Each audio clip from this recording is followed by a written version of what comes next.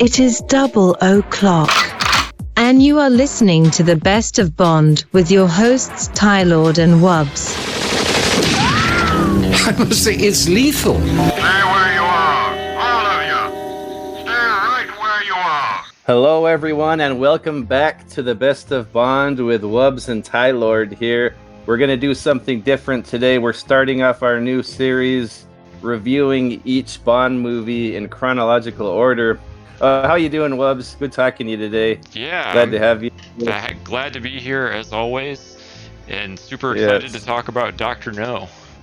So I guess before we start with Dr. No today, the first movie from 1962, the first big theatrical release of a James Bond movie, 1962's Dr. No. We're going to get into that, have a discussion on it. But before we do that, we'd like to give a couple shout outs to some of our buddies. Shout out to Tiburon for starting the design of our little thumbnail there. We have the thumbnail on the videos now. And then Wubs refined it a little bit and added some artwork from your buddy. Did you want to shout out your artist friend or no? Well, actually, the current one we have is my own artwork. That's your artwork? Yeah, well, technically it is a computer's artwork, but I put in all of the parameters to generate it, so... wow. So, yeah. I was thinking you had a friend do that. Wow. I do have a buddy working on a new one for us, but for now, okay. that's the placeholder, and very lifelike that's as well. Good. Yeah, that's pretty good. Yeah, shout out to Tiburon. I forgot I had that picture in my Instagram of me in the suit. I got that suit at the thrift store for like $5. Those are the best suits. When I went to see From Russia with Love at the State Theater downtown, I dressed up like that, and they had free champagne there. And he found that picture on my Instagram and cut it out for the thumbnail. But shout out to Retro Tiburon. We'll leave a link to his channel if you're into anything retro, like 80s, 90s. This guy's your man. Big wrestling fan as I am, so he knows all about the 80s, 90s wrestling. Old cartoons, TV shows, horror movies. He's into a lot. I've actually been a guest on his podcast a few times, the Retro Wave podcast. So shout out to Tiburon. Another good friend of the channel who put a lot of work into the intro is Omega Ace Gaming. What do you think of that wonderful intro we have? I love it. I was so impressed with how fast he put that video together. It was really fun for me to work on the audio section of it. It was awesome to combine elements of the video games with the films, and I'm really happy with what we put together there. Oh, I love it, man! That's so much. Yes, thanks, Omega Ace. I'll put a link to his channel down there. That's your go-to guy for, I think, probably one of the best environments in a streaming chat environment like I've ever been in is Omega Ace's. Really good gamer too. He can go through all those games pretty much effortlessly and not rage like I do. Especially Castlevania games. He does a lot of mostly retro style platformer games. But shout out to Omega Ace, really creative guy too. Made our intro there. So before we get to our discussion on Dr. No, we'd like to shout out the viewers and the commenters for all of the good interactions on the previous videos. We were getting quite a few views on the last videos and a lot of comments on there. So keep that up. And if you have any suggestions for future episodes, put them in there. We really appreciate every comment we get and all the views. It's great to see there's so many other Bond fans out there, or at least people interested. We're up and we're going to rekindle that fire. And I know a lot of people maybe have forgotten about Bond because it hasn't been in the mainstream too much lately, but we're bringing it all back with this. So it's great to hear from anyone in the comments. Keep leaving the comments, and we appreciate all the viewers tremendously. We love having comments and discussions on Bond throughout the week because it's a lot of fun in between episodes to be able to talk to the real fans. So keep it up. I'd like to try to get more interactive with the fans. I might even was thinking about, I hate to do it because I'm in so many damn Discords as it is, but maybe start a Bond Discord. But I can't stand Discord. I love it because I met all you guys, but I can't stand it. It's popping up alerts all day long, and then when I press on the alert, it goes to like whatever the last thing I was on. Like then I get lost and I can't find where I'm going. I don't know if anyone else has that problem but me, but and then I'm in like 30 different Discord groups, so I can't keep track of anything. But we might start a Bond one. If not, anyone wants to contact us, you can message below or get a hold of us on Discord, or I'm on Instagram at Tylord79. Anyway, enough. Let's get to the point here. As this movie really does get to the point, gets to the basics of what makes a Bond movie good. We're going to talk about Dr. No, directed by Terrence Young in 1962. Producers Saltzman and Broccoli, their first Bond movie. Great crew of people working on this. Fantastic movie, such a big success too. Like I don't know if we would have had the Bond series today if it wasn't for the success of this movie. But anyway, Dr. No, we're going to talk about Dr. No here today. And before we start, like, did you have an opinion on this movie? When did you see it? Were you young? Were you older? Or what kind of impact did this movie have on you? And what did you think of it prior to our most recent viewing of it? I think that the film for me was not super impactful when I saw it. I saw it when I was fairly young. I believe it was the same Christmas that I saw Goldeneye, actually, because my aunt got Goldeneye for Christmas, but I think she also got that VHS box set of the Connery films that came out in the 90s, and we were watching those, I think, after Goldeneye. So I saw a lot of those early Connery films probably for the first time that Christmas, but it was really kind of unfair in a way because I had to see them after seeing Goldeneye, a movie that had just come out with modern special effects and all of the other things, and obviously all of the money and care that went into producing it. And by that point, the franchise was very formulaic. They knew exactly what they were doing. And with Doctor No, it's a little rough around the edges because they were still figuring all that out. It was the first film, like you said, they didn't know if it was going to be successful. They had no idea really if they were going to make sequels.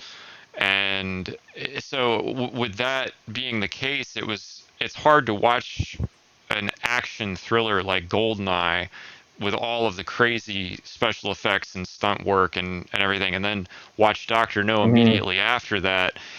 They're completely different films. You wouldn't even know that it was the same character unless it said so in the movie, right? That it was that this is the same guy almost. And so, with that being said, yeah, I mean, for me, it was not very impressive when I saw it as a kid. It was never one of my favorites. It's never been one of my favorites, really. But I will say, watching it this time, definitely, it was like seeing it really for the first time in a better way because I watched it on the James Bond Ultimate Blu-ray set that I got for this series we're doing, and we just got a new TV, a Samsung TV, really big, like 65-inch TV, and I cannot tell you, it looked so good.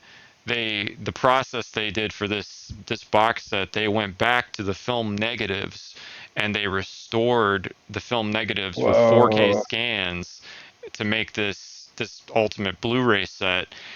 It literally, and I'm not overstating this, if you can believe it, it literally looks like they just shot that film. Like it doesn't look like a film that takes place, or it doesn't look like a film shot in the 60s. It looks like a film that was shot right now that is set in the 60s. That's how incredible this set is. I Yeah. can't wait to watch it on that. I do have that set, but I mostly just watch my DVDs. But it looks really good on the DVDs, but I can't imagine how good it looks. I wanted to ask you about the Blu-ray prints of it. Was any of it too obvious, like the stunt doubles or the back projection? Did any of that like that? I know people always complain about the back projection and Right. the obvious stuntman. Is that super obvious No, there was or nothing about it that with added clarity made me think like, oh, yeah, well, that's an obvious effect, right? Or I can see exactly yeah, how they did that. No, the editing was so good, right? I mean, yeah. Peter Hunt was such a brilliant editor, even but I mean Oh that wow, wasn't his yeah, first film, right? He'd done a lot of films hmm, before that. They pioneered a yeah, lot of new techniques for the Bond yeah, franchise, and yeah, it's very cool to see the film enhanced like that to this level, because you can yeah, really see how good that editing was for what they had to work yes, with at the time. The fact that it holds up that well to where I would say like it looks like this was just shot, that's incredible, right? yeah, I mean, that's I mean, this film is 60 years old. yes, yes, It's incredible. yeah. The editing is so good. It's so quick and fast paced, and there's so many different angles, and there's always an angle right where you need there to be one. I know I was listening to Terrence Young, the director, talk about he doesn't do master shots. He just takes the camera wherever the action is, which is, I guess, that's unusual for directors to do that. Sure. And and you kind of see that too. Like, I don't know if it's because of that, but a lot of times there's the jump cuts, and a lot of people complain about the jump cuts, but they're hardly noticeable to me. But I'm thinking maybe those jump cuts, like, it speeds up the pacing of the film. And I think maybe because he doesn't do those master shots, so he has less he doesn't have a master shot to go back to. I'm not sure if that's why, but you do see a lot of the jump cuts in the movie. I think it Um, does add to the pacing of it, yeah, right? yeah, It definitely yeah, feels like a faster film as a result of it. Even yeah, given the fact that Doctor No is probably the simplest of all the films to make, right, by yeah, far, with the yeah, subject material they covered and everything yes, else. Those jump cuts do add a little bit of speed, I think, to it, which probably helps yeah, it overall. yeah. Yeah, but as far as I go with the movie before this viewing, I usually had it placed around the middle of my rankings of I hate to rank Bond movies. It makes me mad when I watch these videos. Maybe just because they're always putting my guys like Diamonds Are Forever and A View to Kill. They're always putting those on the bottom, and it's pissing me off. But I mean, everyone has their own opinion.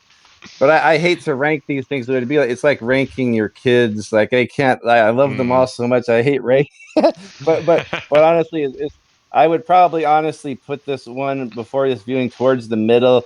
Like you're saying, it wasn't always the one that blew me away. I think it was one of the earliest ones I did see. I saw Goldfinger and Spy Who Loved Me before this, so of course it's gonna pale in comparison as far as like all the stunts and Right. the fantastical elements. Yeah, so it would always be ranked around the middle for me because I always enjoyed it. I did watch it a lot as a kid. I thought it did have some fun, fantastical elements. It's pretty much a detective movie, all set in the same location. It's like a detective movie on a grand scale, Yes. and you see a lot of Bond being a detective in this movie. And I kind of thought that was boring when I was a little kid, but it's really good stuff. All the detective work and how this guy thinks. But then towards the end, it turns more into like a deep sea adventure, or not deep sea, but like or more like a Caribbean adventure movie or something of the time. And I really like the end. It almost gets into like sci-fi adventure movie elements, like with the weird Doctor No's weird base Right. with the fake dragon and his weird little hostesses, the Sister Rose and Sister Laylee, just really surreal facility that Doctor No runs. So it did have some fun, like sci-fi almost elements at the end. Not as much as the book. The book gets really wacky. I can't wait till we talk about that. Yeah, so this one was always maybe towards the middle, like it was never up at the top. I think I didn't really care for the music too much when I was a kid either. The Monty Norman Mm. score, Hmm. but although it's the birth of the Bond theme, so you always have to give it that. Yeah, but I always had it around the middle of my ranking, or maybe towards the lower middle. That's so Yeah, impressive, though, right? For the yeah, first film done on a budget, yes, that you yes, would still say it was kind of a mid-range film of the yeah, series for you. That's a huge yeah, accomplishment for yeah. a film like that. Yeah, and now that I think about it, though, it does have a lot of the major Bond elements right from the get go that makes the formulas for a good Bond movie. It always right there at the birth. A lot of it, like the exotic location, all the women, an over the top villain. I think probably it starts off with a bang. Like this is not like a low key villain. This is a crazy a comic book style villain. Not too many gadgets other than like the Geiger counter, but he is very resourceful in this. Like Bond being resourceful, using his own his own intuition, doing a lot of detective work. I like he's so much of a spy in this movie. Like you see him like when he goes into his apartment and he knows there's someone there. You see him take his shoes off so his feet don't make a lot of noise. Just little subtle things like that, or he'll setting up his rooms for intruders, like putting the hair on the closet and the powder on his briefcase, Yep. and smelling his vodka to make sure that it wasn't poisoned. And the bamboo snorkels, all kinds of cool resourceful spy stuff in this movie. So I always appreciate that about it, but it didn't have the gadgets and the big car chases. It had the fun little car chase in the convertible with the three blind mice, but that was about it. That one didn't last too long. Yeah, Well, so I had it around the middle. Yeah, nothing against sunbeams, but they are pretty yeah, basic compared to a lot of yeah, the Bond yeah, cars in the future films. yeah, yeah. So I'm glad that back projection didn't irritate you too, but I hear everyone complains about that back projection. It's never really bothered me. I guess I grew up listening, like watching like Laurel and Hardy movies, so like they always Right. had that silly back projection. And I always thought it was funny and hilarious, and I didn't think it looked bad. I thought it looked pretty impressive for the time. I think they And did great with it, honestly. yeah, Even watching the Blu-ray, it looked better than it ever had, and it yeah, certainly didn't. I still knew it was back projection, but yeah, that would have been really amazing if they could have yeah, made back projection look like a real-time recording. But yes, yes, it looked really good. I don't think that it was terrible by any means. I'd actually say the back mm-mm, projection on that's one of the best I've ever seen, probably. yeah, There's a mm-hmm, lot of films where it's just so off. The editing is just not yeah, good. You can yeah, tell very clearly that it's back projection.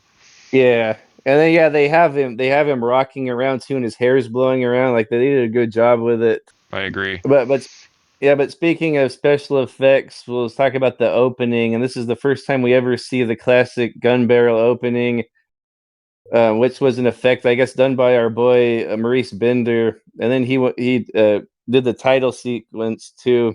Yep. But and that actually wasn't Bond in the first three movies. That was the stuntman Bob Simmons in the gun barrel, Okay. which I never knew that until someone told me, or I heard it on the commentary a few years back. But I guess he's so small you can't even tell. Right. But really, yeah, but really cool effect. The iconic symbol of Bond, the gun barrel, and the blood dribbling down, and then it goes into the intro with the little animated effects and the little silhouettes of the dancers and the silhouettes of the three blind mice. So, what do you think about the very first intro? Well, the gun barrel is obviously was a brilliant design, right? To Hmm. set the tone of the character right from the beginning, like just the Hmm. first sequence, and it sets the tone in every film that followed, right? Like Yes. and that's got to be probably one of the most internationally recognized things in all of cinema is the Yeah. James Bond gun barrel. You see that gun barrel, and Yeah. you know you're about to see a Bond film, Yeah. and Oh yeah, you know, for me that's one of the highlights of the film. just going in there, it gets you so hyped up to see the film. As good as the new movies are, I was really irritated. I can see Casino Royale why they wouldn't use it. They used it at the end of the intro because that's Right. like the beginning of a new like reboot. But I was really irritated after that how they didn't use it in Quantum of Solace and Skyfall at the beginning. Right. I guess it was just like the artistic vision of the director or whatever, but it really irritated me because that's like one of the staples of a Bond movie for me, like that opening gun barrel. Yes. And Daniel Craig looks awesome in the gun barrels. I just wish it was at the beginning of all of but but this is but this is the first one, but it's a little bit different than the others because it doesn't have the opening pre-title sequence. It just goes from the gun barrel straight into the music. The Yes. Monty Norman James Bond theme. I think it's arranged by John Barry, but Monty Norman composed that piece. What do you think of that? I liked it. It was fine for the first film, I think. Mm-hmm. Nothing against Monty Norman, of course, but you Mm-hmm. compare that with the later Barry films, and obviously there's no Yeah. comparison at all. So Yeah. it's I think that, but you can't take away that first score. I mean, Monty Norman still Yeah. did that music for the Yes. first film. He set the tone with the theme, and I know that he had some issues with Maurice's intro because they were talking about that Yeah. on the commentary. At first, he I think didn't really like what he saw. He was afraid that it was going Yeah. to really take away from what he had done with the music, but when he saw like an Yeah. early version of it, but later when he saw it all synced up, he was really happy with it. Yeah. Yeah. Well, Go it's ahead. it's hard to compare that with the later ones too, right? Because Yeah. we'll talk about From Russia with Love probably in our next Yeah. episode, but it's such a huge jump between Yeah. the Doctor No titles and even the From Russia with Love titles. Yes. It's Th- it's not even really fair to compare the two by the budget probably as well, whatever they had to Yeah. work with, right? Because this film they were trying to stay under this million Um, dollar budget, yes. and they almost did that. I mean, I think they said they spent like 1.2 million, but What? Yeah, like 1 point. Yeah, yeah, one and point the two, producers one were a point little one. upset Yeah. about it, right? Or like I think Yeah. the suits were kind of mad, Yeah. or they were a little miffed at first, but then once they saw the film, I think they saw the film even before Yeah. it came out, and they were like, "Wow, this is a $5 million movie." They couldn't believe Yeah. how good Peter had done with the editing and Yeah. the whole setup, Uh, and they were amazed. They felt like they got a bargain for the film, and yes. obviously everybody who saw it, it was hugely successful. They made a lot of money. Yes. Yeah, and the all the set design by Ken Adams. You were talking about it before we recorded. Like all the money saving techniques he used. A lot of those sets he built. I always thought they were real rooms or real houses, but Ken Adams designed like Miss Taro's house and M's office. Yep. Wasn't even real leather or real walls or anything. It looks so beautiful though. And of course, that really simple but beautiful room on the Crab Key where Dent gets the spider. That really Yes. cool, like artistic design of that room with the window on the circular window on top. Right. Yeah, that was That's such a beautiful brilliant stuff. design. Yeah, but the Monty Norman score overall, like, is nothing compared to From Russia with Love for me personally. It's like to me, I hate to say stuff sounds dated, but Doctor No sounds a lot like an old movie, like a Laurel and Hardy or Little Rascals. Hmm. And I do like the songs that the Monty Norman, like the Underneath the Mango Tree, Right. and then he had the local band there. They're called like the Dragons or something. Did like Jump Up Jamaica. I like that song, Yep. and For the the Three bar scene. Blind.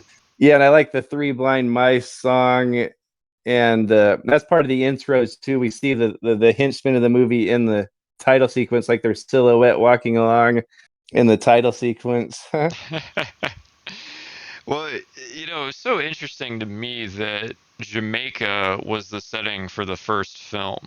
And Yeah, I don't know, I can't remember if they mentioned this in the commentary or not, but I think maybe it was cheaper to film there than it would have been in a lot of other Bond locales potentially. I wonder if that played into their choice yeah, of that as the first I would place. think so. Yeah, they did mention that Jamaica just got its independence from Great Britain that same year in Yeah, yeah, 1962. yeah. Hmm. Yes, right after filming, huh? Right. So I don't know if that was why they chose that. In part was budget and everything, but I just thought it was so cool, Yeah. right? I mean, Oh, heck yeah. Jamaica's an exotic place now, but Jamaica in Oh, yes. 1962, as far as the Can you Western world was imagine? Yeah. concerned, was hugely exotic, right? Like Yes. that must have been, to a Western audience, like, oh wow, what an interesting place. Fleming had his house there, right? His golden eye. Right. So, Yeah. and the book was set in Jamaica. So I'm thinking, well, hopefully they got it. They got to film for cheap there, but the book was set in Jamaica, and it's very similar to the book. It's one of the movies, I think, because it was released around the same time or closer to the publication of the book. So it Hmm. was one of the movies that is closer to the book than any of the other films. Yeah, but the Jamaica setting so beautiful. Like I haven't been to a place like that before. I know you've been to the Bahamas, but just seeing that on screen is like a fantasy. Like I would love to go there to a Yes. place like that. And Chris, what was his name? The location Oh, guy. Blackwell. Yeah, Was Chris it Blackwell. Blackwell? I Yeah, think so. Yeah, he did obviously a yeah, really impressive job scouting locations for the film. yes, Found some very yes. exotic places in the jungle. Oh man, yeah. That the waterfalls and the beaches and all that are so beautiful. I think the one where he meets Honey Rider on the beach is near Fleming's house. If Yeah, I'm not mistaken. I think so. Yeah. And oh wow, just yeah, the scenery in that movie is so beautiful. Even like I like how that movie kind of sticks in one area, so you get a little bit of the culture of that area, like going through the bar. I thought that part was really cool, where Pussfeller is walking through the club and the Yeah. camera's tracking him through there, and all the people are dancing in there.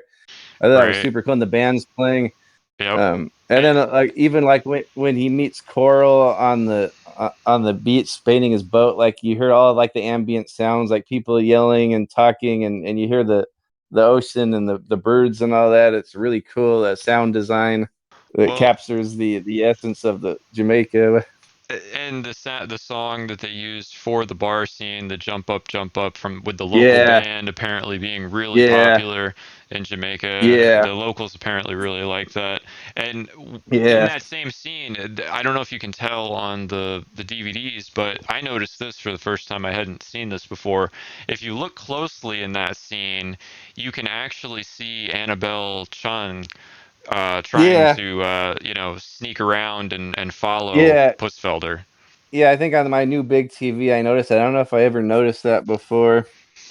I could see her too out by. She was out there lurking around by Mr. Jones at the beginning too. Like it's cool to see these movies on big new televisions. Right? Yeah, Yeah, it's and fantastic.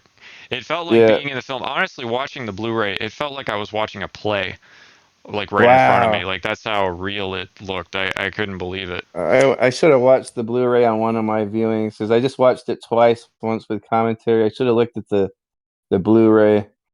I don't know why I didn't, but yeah, great stuff. And then we had a little bit of London in there, but that was mostly probably just the Pinewood sets that Ken Adams made, like M's office and the Right? casino looked really nice. The casino looked really nice, and Or Miss Taro's house was also yeah, Pinewood. The yeah. interior was Oh, was oh, uh, okay. I believe, yeah. Yeah, so I think that covers most of the settings. Doctor No's like reactor room looked really cool, like one of those big over the Oh top yeah. villain layers, and his dining area. I think they captured what the book described very well. The book described it as like they had dug into the face of the cliff that goes into the water, and it digs up into the point where the water is, and then there's like a big, huge glass, like 10-inch thick glass there. You could look into the ocean. I know they couldn't do that on the movie. They just had back projection with little fish in there, like blowing up, minnows pretending to be whales. But I thought they captured the his luxurious little layer well, where Yeah, they had their dinner. absolutely. I felt like they did a great Mhm. job too, because that painting had just been stolen Yeah, from the yeah, museum, and they had to get yeah. a reproduction The made to put there.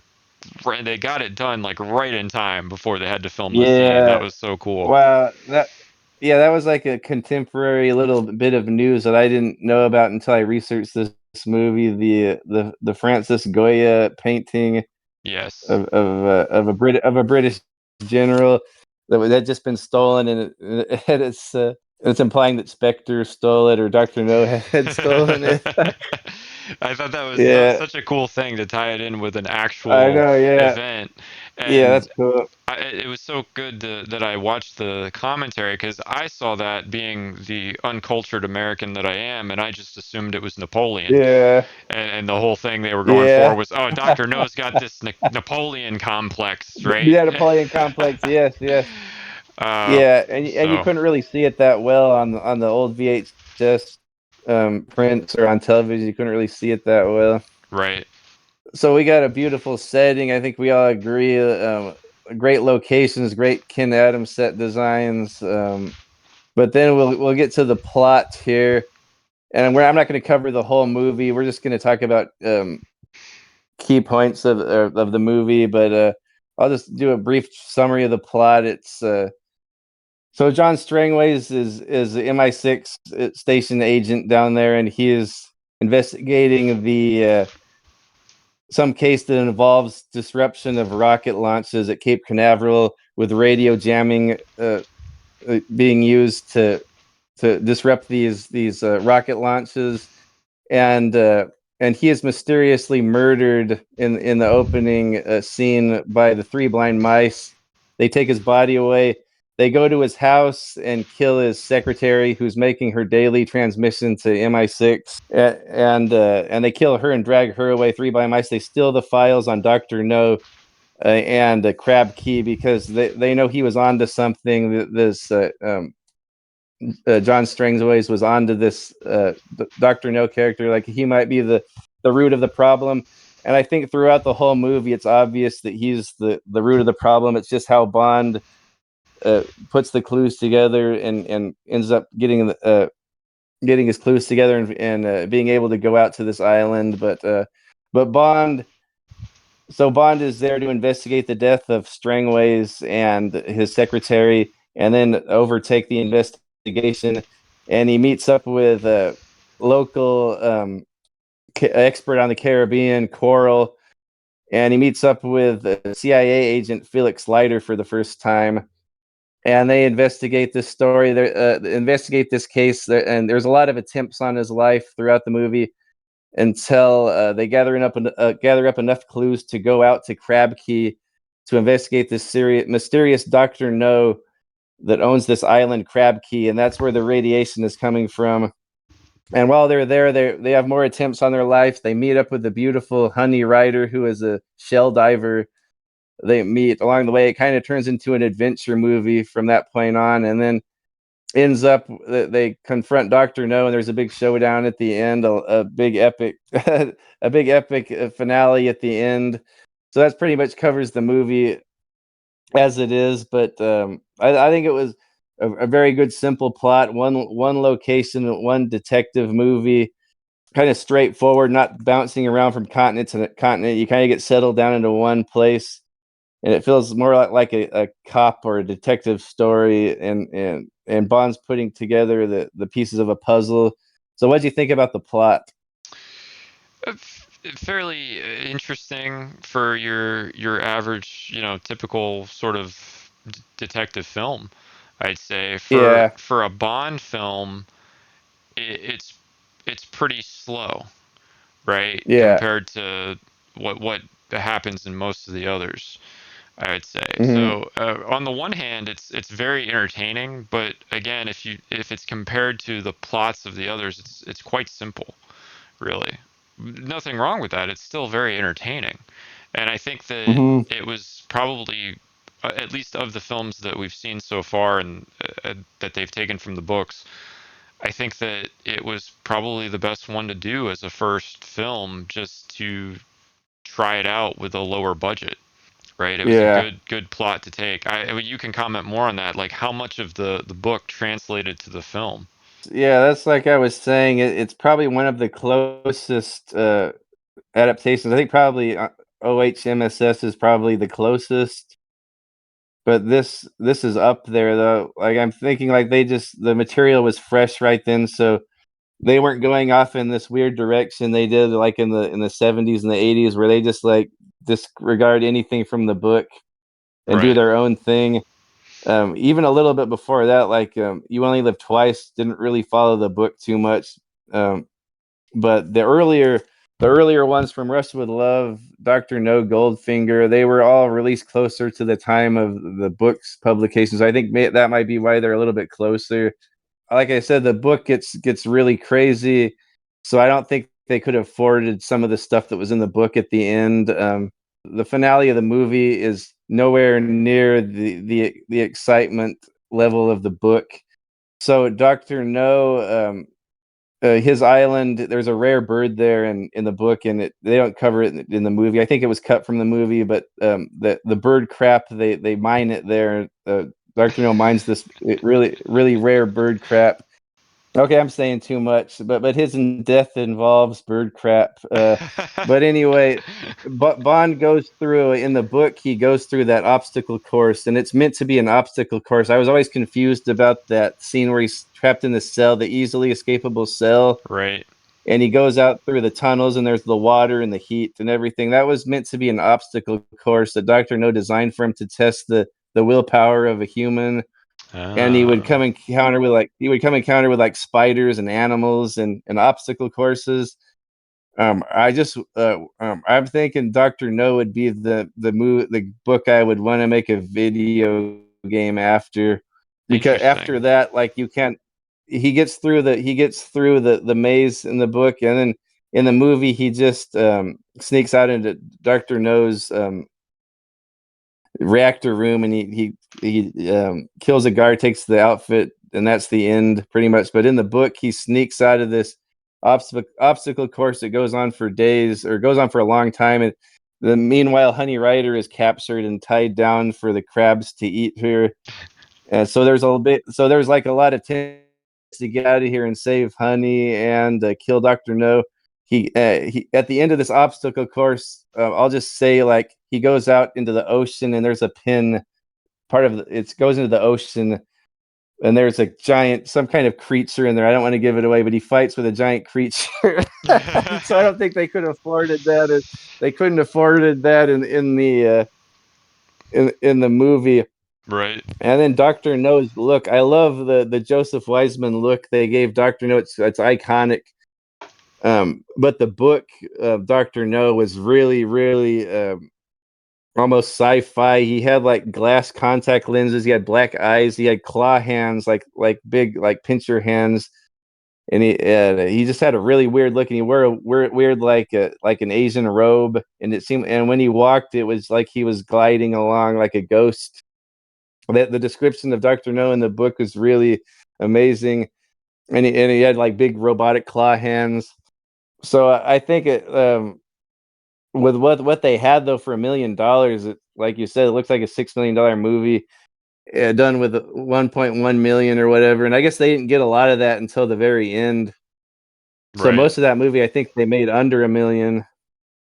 Yeah, I think at the end it was probably Dr. No's lair that threw him over budget, right? Yeah, yeah. And I don't know if all that explosion or whatever on Crab Key at the end.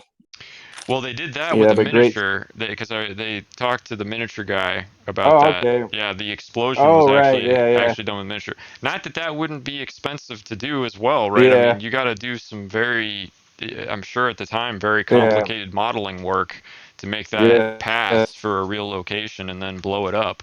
Yeah, even that reactor room was really cool looking, and it had the little cage that lowered into the toxic fluid Yeah. where Doctor met his demise in there. I think it But was obviously simpler than the villain layers of the future films, but yeah, at the same time, it absolutely pioneered the formula and set the tone yeah, for what was to come. Yes. And it's absolutely the whole thing too of Bond being captured by the villain temporarily.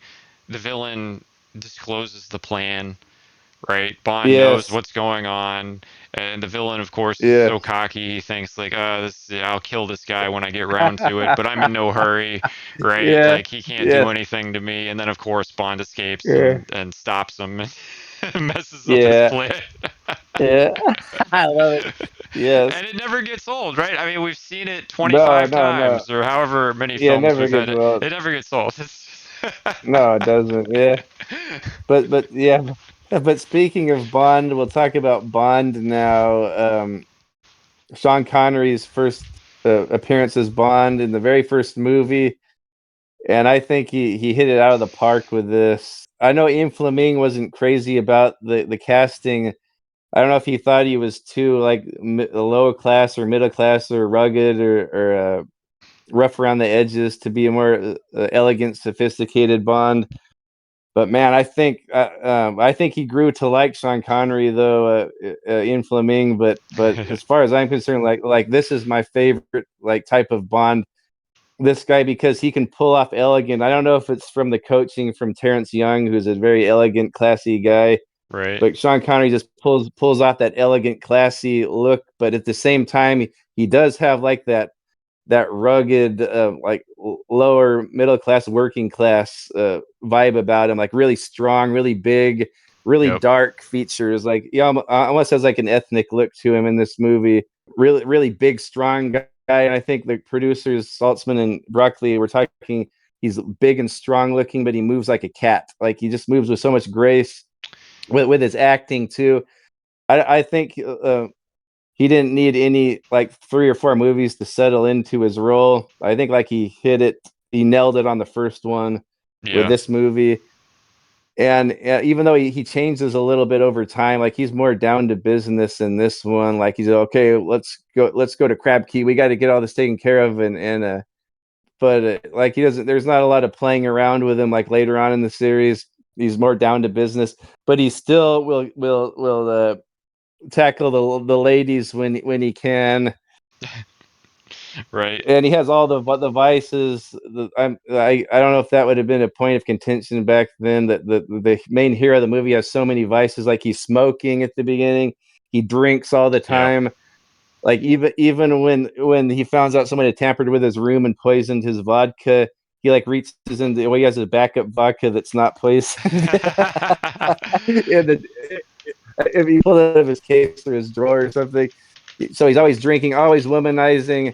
First with Sylvia Trench at the beginning, and then later on with Miss Taro. There's not really any reason for him to bed her, I guess, to buy time, but but he just got enjoyment out of her. Well, Waiting for he the knew, cops. right? He knew he was Yeah, he gonna do knew. that. He Yeah, knew she was dirty, and he decided yeah, to use yeah, her because he could, right? yes, That was it. So, and really, he yeah. used her to set up and entrap Professor Dent, Dent. yeah, yes. And actually, he did her a favor because I think Dent would have just shot both of them right there. What do you Yes. think? Well, yeah, you saw Dent come. He comes in the Yeah, room, right? Or you just see the pistol come up, yeah, and he just shoots the yeah, lump in the bed. So it could have been either of them, or yeah, both of them. yeah. So he pretty. We'll get to Miss Taro and Dent later, but yeah, that's just a good example of how cool Bond is in this. Really like rough and aggressive with the ladies too. Like he's always like grabbing them by their shirt and pulling them to him and giving them kisses. uh, Well, they so didn't like really really struggle like too much. no. Even Miss Taro like her job was to pretty much kill him, and she expected him to die. But you could tell she was like, "Oh, this guy's gonna come to my house." You could tell she was happy, like this guy's gonna come visit her at her house.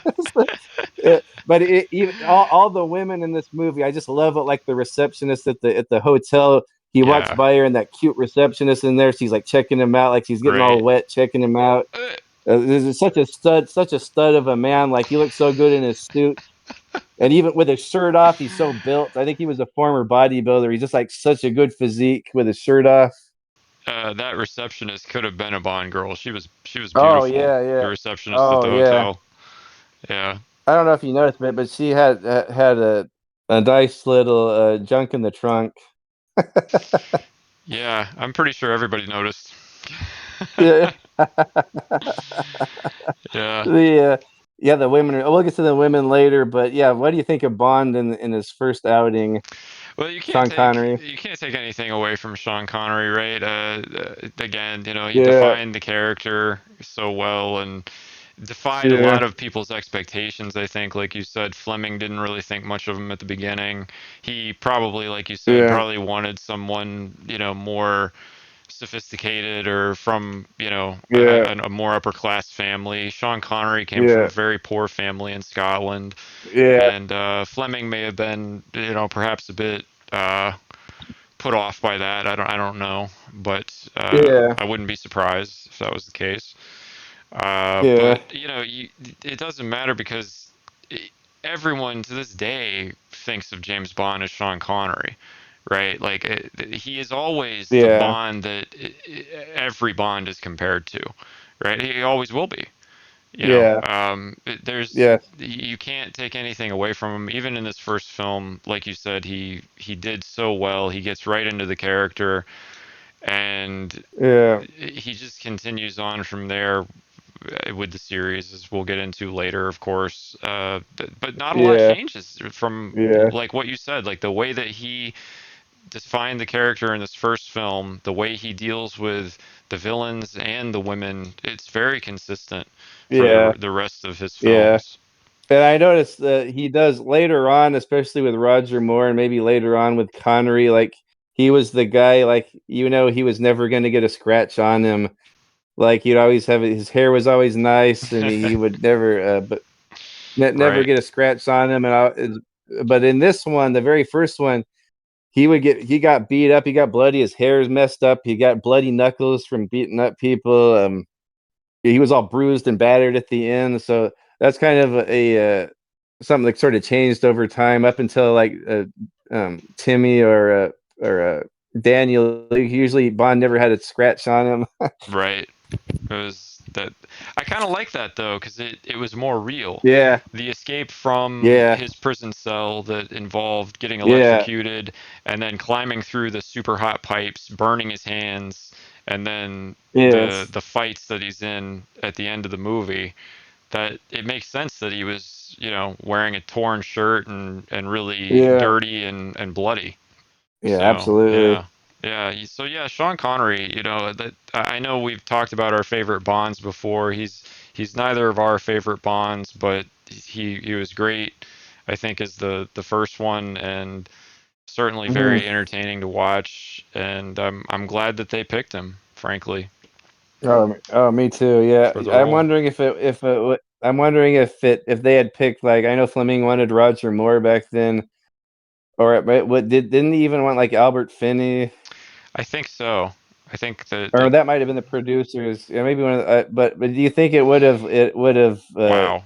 lasted if those guys if one of those guys it probably would have done well with them too, but I don't know if it Right. like with Sean Connery. I don't know if it would Yeah, have been as good. I mean, I definitely think if yeah, it had been Roger Moore, it would have been really yeah, good anyway, but it would have yeah, been probably different, right? Roger Moore yeah, isn't the way he deals with women is kind of different from Connery, right? Like he's yeah, definitely more of a softer touch, I think, with the ladies. Connery is definitely a little yeah, more yeah, physical, yeah, and that kind of yeah. really changes the tone of the character.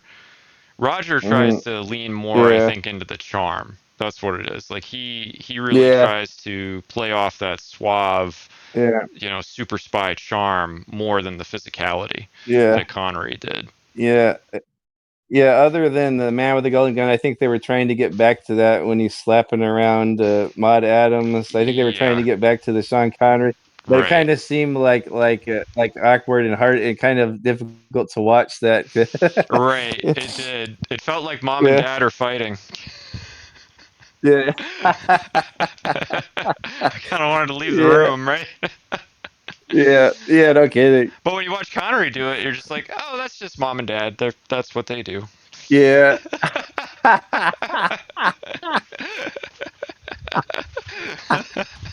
Oh, okay. Yeah. But we mentioned the girls a little bit.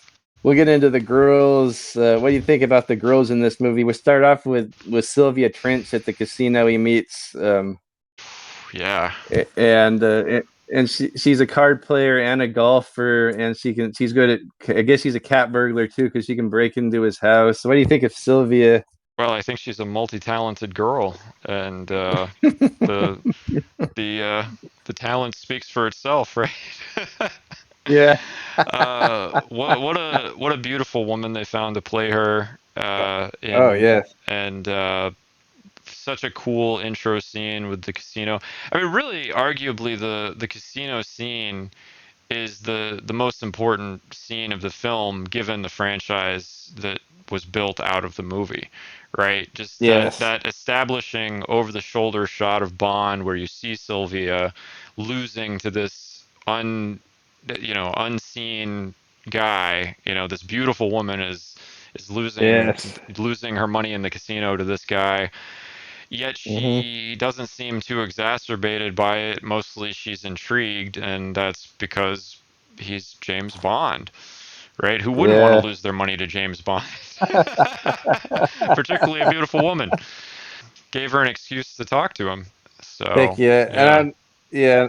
And I did you hear in the commentary like she was talking about, I don't know if it was her or Lewis Maxwell, like Terrence Young had got both of them, and he was going to cast Lewis Maxwell as Sylvia, or I think her Eunice, name is Eunice Eunice, yeah. Gayson as Moneypenny. But but I think Terrence, I don't know. You can take this with a grain of salt. I got a lot of this from Internet Movie Database, but Terrence said he'd switched their roles when he smelled them. Lewis Maxwell smelled like soap, and Eunice smelled like sex. I remember that. I remember that. Yep. That Yeah, that was, and you can even see it on yeah, screen, right? You don't have to smell those yeah, women to say that. Yeah, you could yeah, predict that just by seeing them, right? What they yeah, would smell like. yeah. No kidding. And then we see, oh, I think that's a highly paused moment for me. That cool shot. It's very Lazenby like when he opens the door to his room and he crouches down on his knee with his gun drawn, Yep. and there you see Sylvia putting the golf ball in her room with. I think she's only wearing like one of Sean's shirts. Yep. Oh, that's super sexy. Whenever I see a woman like just wearing a shirt, you Right. see all of her legs. Yep. I'm pretty sure that's Yeah, what they were going for. yeah. They nailed it. When when do you have to leave? Immediately. Almost immediately. Yep. Good life choice right there, I think. Yeah, yeah. And then the next girl we meet was Moneypenny, and this is the first time we meet her. We get the classic shot of Bond entering the room and throwing his hat on the hat hanger or the hat stand, Right. and meeting up with Moneypenny, pretty much getting on her lap, cuddling with her. What do you think of Moneypenny? I mean, I think she's the perfect secretary, right, for Oh that heck sort of yeah! setting. And they established that sort of playful relationship that they have right away. When he comes in, you can Hmm. tell that they're very close. And I think when we were talking about Money Pennies before, we said that it was a bit of a brother sister kind of relationship, almost, Yeah. or more of a like a couple that the woman knows that the guy fools around, but she Yes. just ignores it because she's so Yeah, crazy yeah. about him. Or she's more career oriented and she doesn't really Right. care for that. Like she's more efficient, like a career efficient minded Mm, person. right. And Yeah. then, but what did you think? What did you think about Lois and Sean's backstory for them? Like they created their own backstory for Moneypenny and Bond. What did you think of that? Oh, that whole thing of where they had been together on the Yeah, company outing years before type yeah, thing, and yeah. they shared a room, and I think the way that she said it was they how did she say it? They explored one another fully and on that one weekend and parted ways amicably, kind of. I thought that was interesting. Yeah, do you think that should be canon? Like they parted ways because she knew Bond would break her heart, and he knew that he would never get anywhere in MI6 if he stayed with her. So that's why they split up. I think it's reasonable, but at the same time, I think that I actually prefer it the way that it is, where it's sort of unknown, especially because for Samantha Bond's Moneypenny intro, she says the very first time she's on screen, "You as never far had as me." as far as I remember, James, you've never had me, and I think that adds so much to the banter and the flirting. The fact that they haven't been together before, I think it makes it way better. This is better. It puts them on a more even level than if they had been together before but weren't together now, right? I feel like that Bond would just have this kind of ridiculous advantage over her as far as the banter would go after that. Right. So the fact that if they hadn't been together, it's like it's much more even punches, shall we say, for the flirting. I see what I mean. Yeah, I agree with you. I just think it was a cool little backstory they came up with to get into character. Yeah, maybe that's why it doesn't seem weird for workplace workplace cuddling and all that. Right. It definitely for the time, it probably would have made much more sense too that they had been intimate before that as well. And now, of course, you'd never see that sort of thing in a professional setting. At least not very long. Yeah, no kidding. And then I guess the next girl I'll mention is Annabelle Chung, Dr. No's photographer that we see briefly at the airport trying to get a picture of Sean. And then at the I guess the only other time we see her is at Puss Feller's club, where she's trying to take more snappies of Felix and Bond's company. Right. And Coral catches her and almost breaks her arm off, brings her back, and she won't talk. She won't expose Dr. No. I think that's all we see of her, but she's a really pretty girl. And I guess she was just like a flight stewardess or something in Jamaica. I think she was like a daughter to someone in the government or something. Because I watched an interview with her, and she's very well spoken and very classy, and has great morals. And doesn't really even care about being in movies, but just took the part because Terrence Young had saw her and said, "Oh, you're so beautiful, you got to be in this movie." I think he even offered her the Miss Taro part. Oh wow! And but she got the photographer part. But I didn't realize she's not Chinese. And in the commentary, she was talking about how they rubber banded her eyes back and put makeup on. Did you notice it on the Blu-ray? I didn't. It looked fantastic to me. I wouldn't have been able to tell at all. They did a great job with the costuming for that. The same with Miss Taro, right? Because she was English, I believe, in real life, but they made her look like she was half Chinese, for sure. Yeah, I guess we can get to her now. I liked in the commentary when she's talking about Terrence Young approached her and said, "Yeah, you're going to play a Chinese girl or have some Chinese descent in you." And then she says, "What? I'm not Chinese. Like, what do you mean you want me to be Chinese?" And he says, "Oh, I don't know, not really Chinese. Maybe just like part Chinese. Just play the woman that all men fantasize about that doesn't really exist." Yeah. Oh wow. That did make me laugh when I watched it on the commentary. That was one of the funniest parts. But at the same time, I thought to myself, yeah, that's exactly what I want. Like I know exactly what he means. Yeah. Oh man. Yeah, can you imagine like that Ken Adam built set? It's not real. I just thought it was like a real house when I was a kid. Like, can you imagine like going to a house like that with a beautiful woman in there that exotic with the bamboo and all the Chinese stuff in there. The beautiful woman in the towel. I'd be ashamed to only be there once, but Yeah, at least yeah, Bond gets to go once. yeah. And I guess that was the first time in cinema, from what they were saying, that which would have been really risky, have a man and a woman together in a bed with each other. Is that Oh, true? right. Yes, yes, Yeah, that is true. And a lot of those yeah, old films, really all yeah, the really old ones, you couldn't even show like a king size bed. You always had to have like yeah, two beds, yeah, two little beds, and that was the yeah, I guess continuing the well, the fairy tale that men and women didn't sleep together or yeah, something.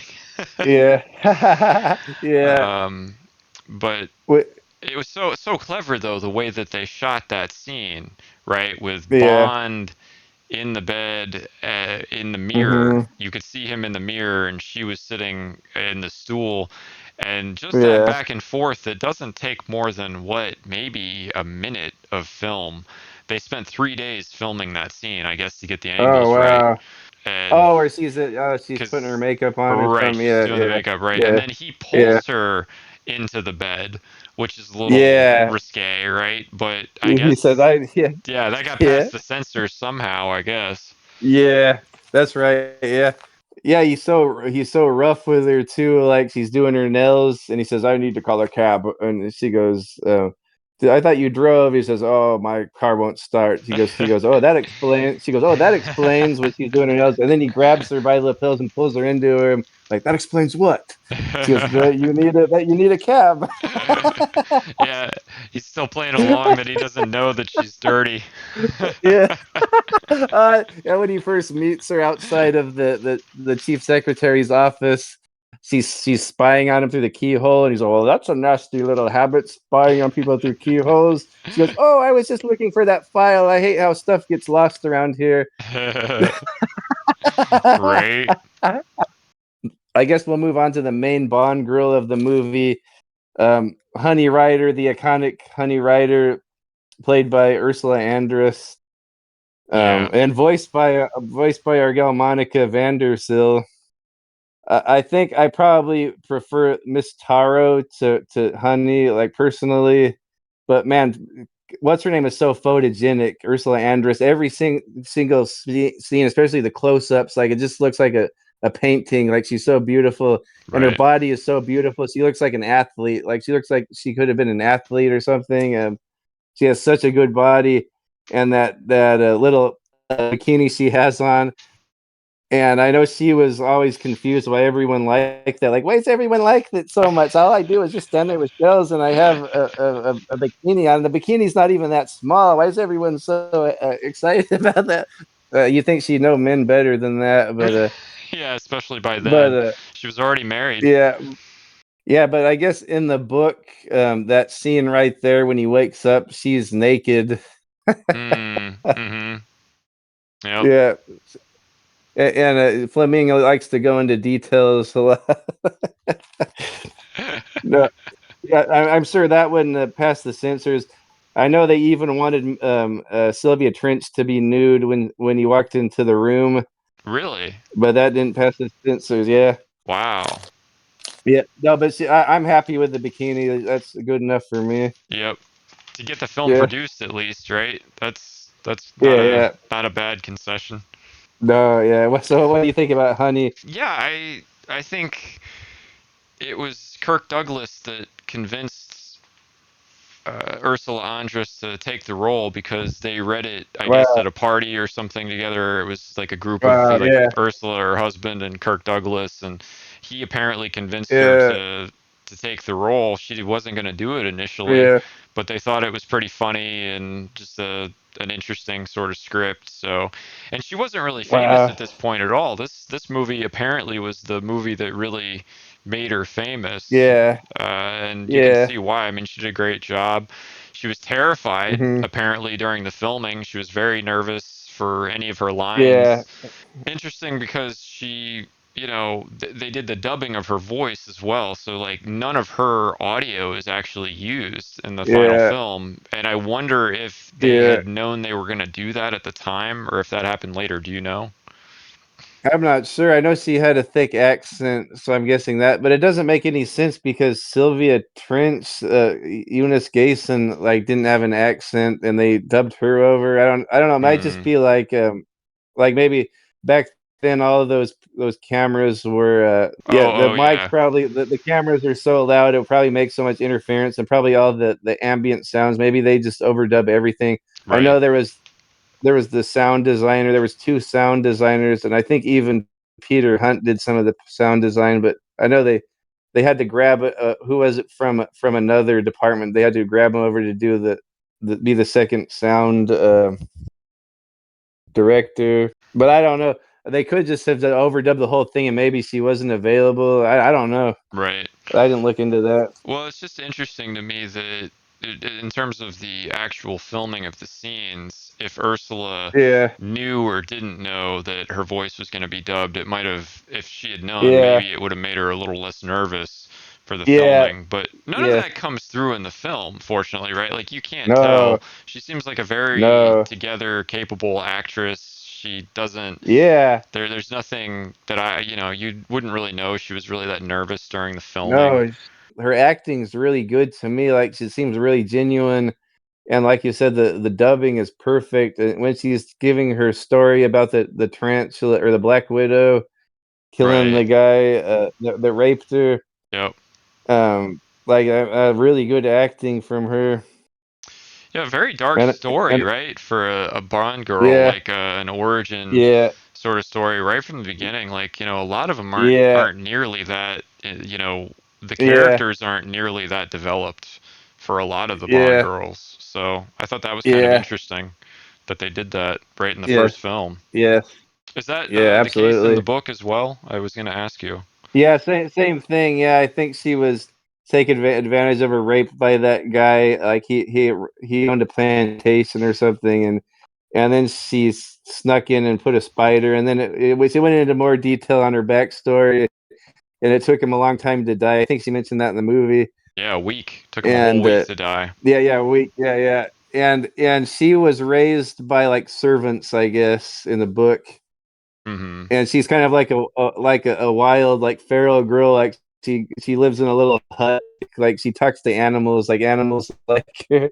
Um, she's very self conscious. She has a crooked nose. Like she, I don't know if someone had, if it was that guy or someone else had broken her nose, and she's conscious about that. Mm. And Bond's always hinting like, "Look, we can get that nose fixed for you when we get back." I don't think Like, Ursula Andress needed any nose work. I think. no, no, no, no. I know. Yeah, Yeah, yeah, that's interesting. Um, yeah, so yeah, as far as Ursula Andress as the first, I don't know if we'd necessarily say she's the first. There's a lot of other women in the film, but she certainly yeah, stole the show at the end as far as yeah, a major Bond girl goes, and of course she's on the yeah, cover and the posters and all that stuff. yeah, So, yeah, it's such an iconic thing, right? Her coming out of the water in the yeah, bikini. That's yeah, that's like I guess like peak male fantasy, right? For yeah, that sort of thing, and it's so much yeah, so that in Die Another Day they reshot that same yeah. sort of sequence with Halle Yes, Berry, right? yes, she had a similar. Yeah, she had a similar bikini. I think the bikini Halle Berry had on was even better though. I do too, but we can talk about that Yeah, later. yeah, yeah. Yeah.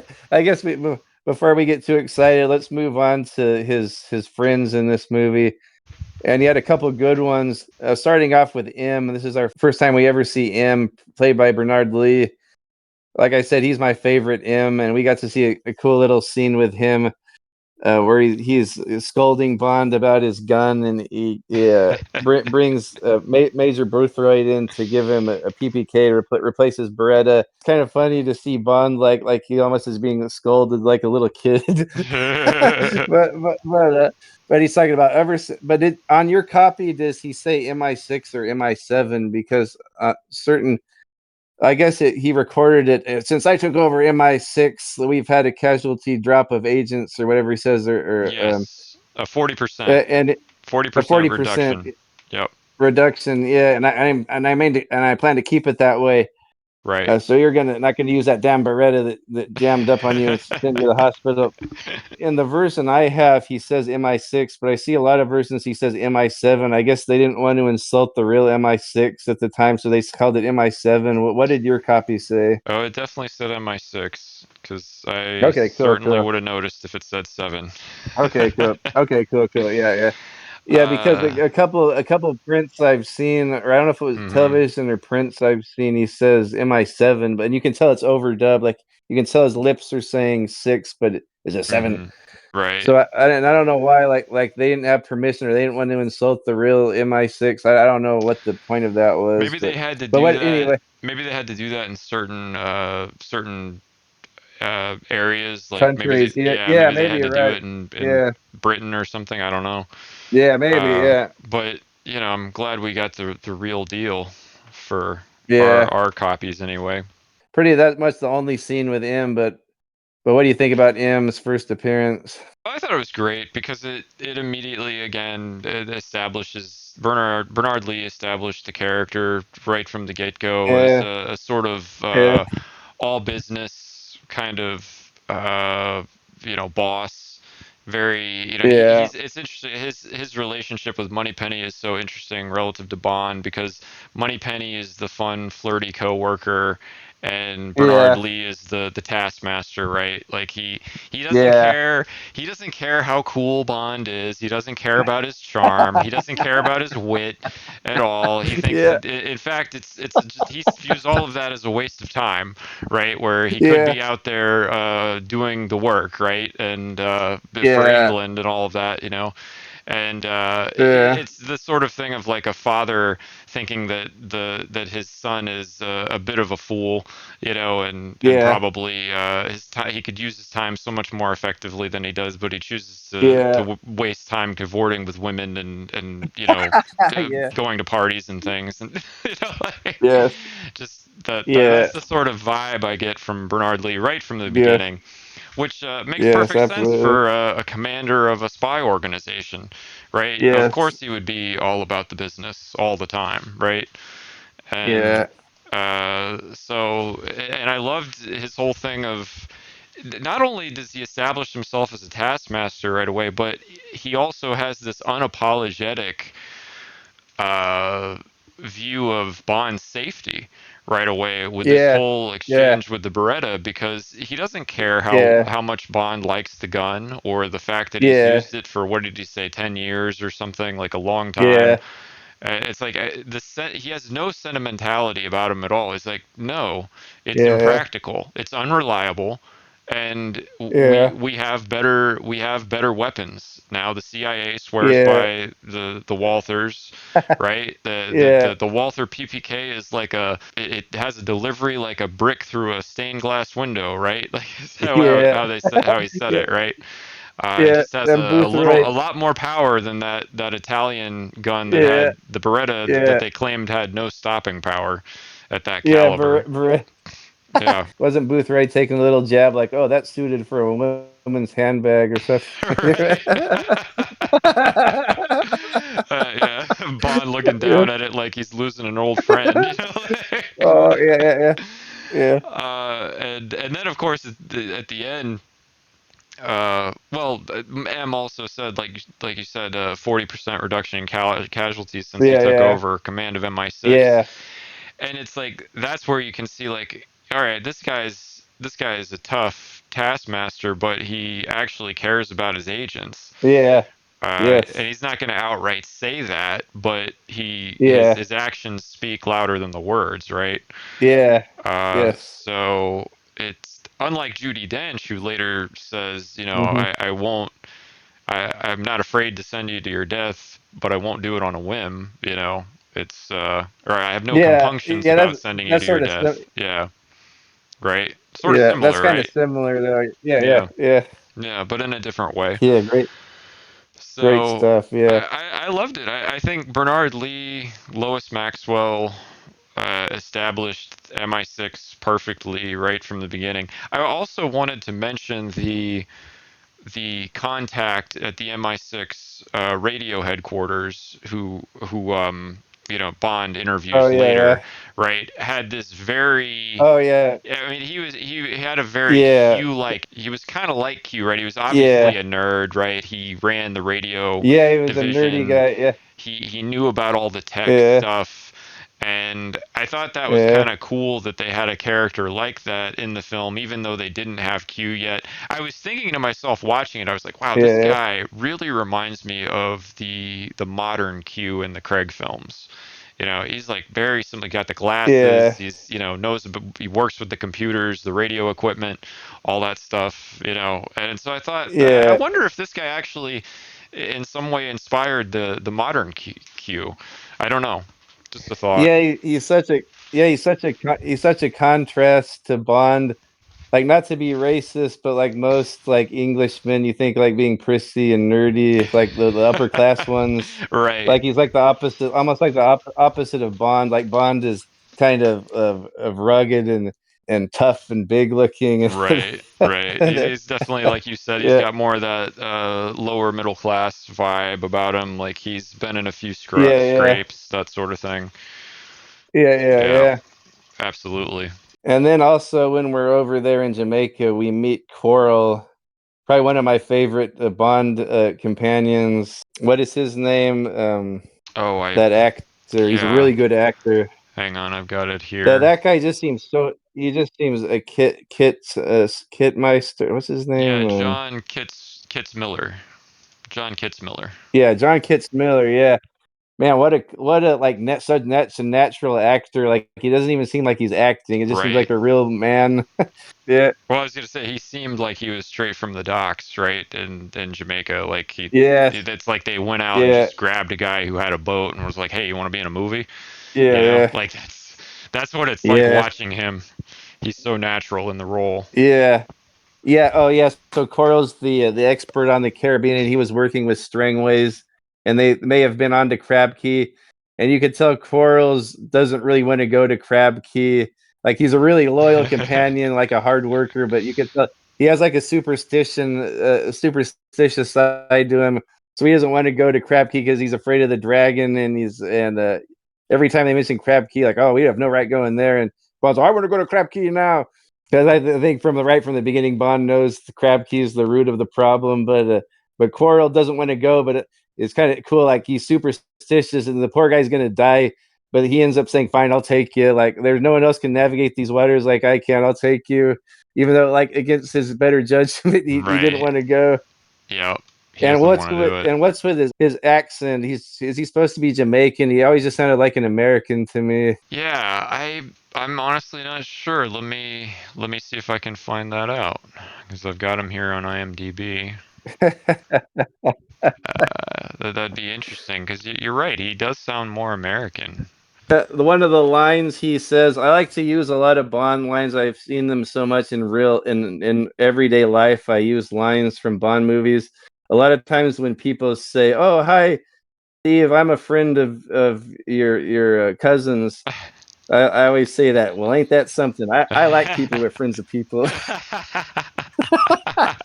It was a good intro, for sure. Like very good misdirection, right? Like Yeah, I'm not going to give you any information at all. yeah, Yep. Yeah, it says here he was yeah. he was born in Battle Creek, Michigan, so he was American. Yeah, because I ain't get any like Jamaican like accent out of him, but he just sounded like an American to me. But it never really bothered me. He just seemed like a guy who was an expert of the waters around there. Mm-hmm. Yeah, then he met his demise, which is pretty sad. And I think that was one of the things that hits Bond hard. Like he just stopped fighting and everything to mourn his buddy. Right. Like he pretty much just gave up the fight after his buddy got barbecued. Well, it's talking about that too. I wanted to mention what a dumb plan they had for the dragon. Yeah, no You know, kidding. Yeah, like yeah. You can they'll forget the spread out. You shoot out the tires. right? And then there's Bond Yeah, like firing off a yeah, million rounds. Not he hits one headlight. It's like you yeah. shot every other part of the dragon I except the know. headlights. I know. Yeah, And yeah, it's dark. I get it. Like it's hard to hit it, but also the dragon was out in the swamp. It was nowhere near where they were. Yeah. And Bond's like, oh, this time I want to see it. And it's like, what for, dude? Like, you could have just stayed in the river with Ursula Andress. Why are you trying to run after this dragon and get your buddy killed? Like, it was very. I know. Yeah. They were way too overconfident with that. Yeah, well, Bond was. Just That was the two really guys with sad thing. two Like, guys. Quarrel didn't even want to be there. I know. No, I know. Yeah. You could tell he was really nervous too as that dragon was getting closer. He was like shaking when he was shooting his gun. Terrible. Yes. So, but at least we got back his son or his nephew and Live and Let Die, and he never died. Oh, that's right. That's right. Was that actually like meant to be a relation of his? Oh, he was called Coral Jr., right? Ah, okay. Gotcha. In the book, Live and Let Die comes before from Dr. No in this book series. So Coral had already helped him out in Live and Let Die. And then he comes back in Dr. No, so it was really sad in there because we already knew Coral from Live and Let Die. Oh, okay. So in the books, he's actually Yeah. it actually is the same character then.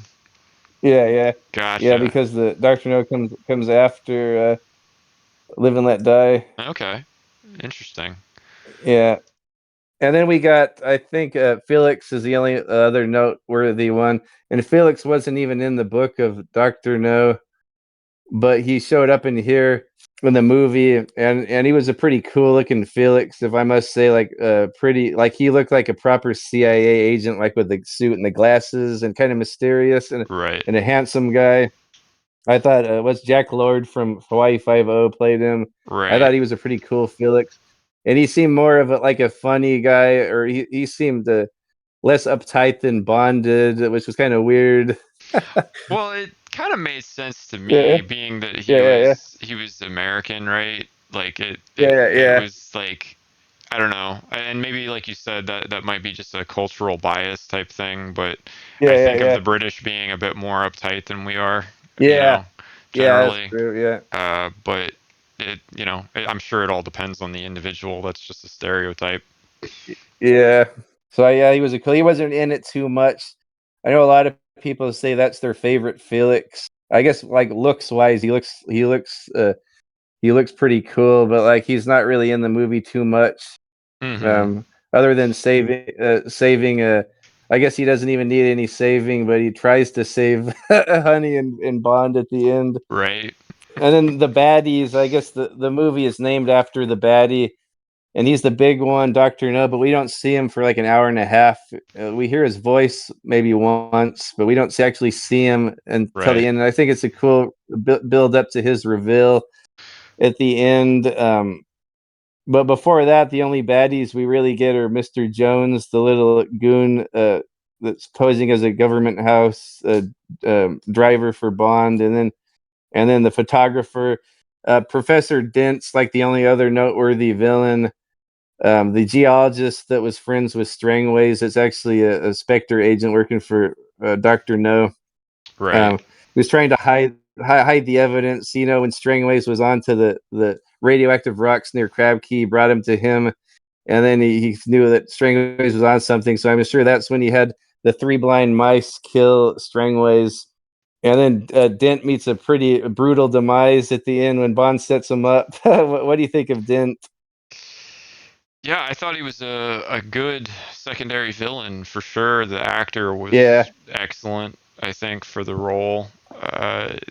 He definitely pulled off that evil professor kind of vibe for sure. I wouldn't know. I can tell you, I wouldn't have wanted to take any classes with him.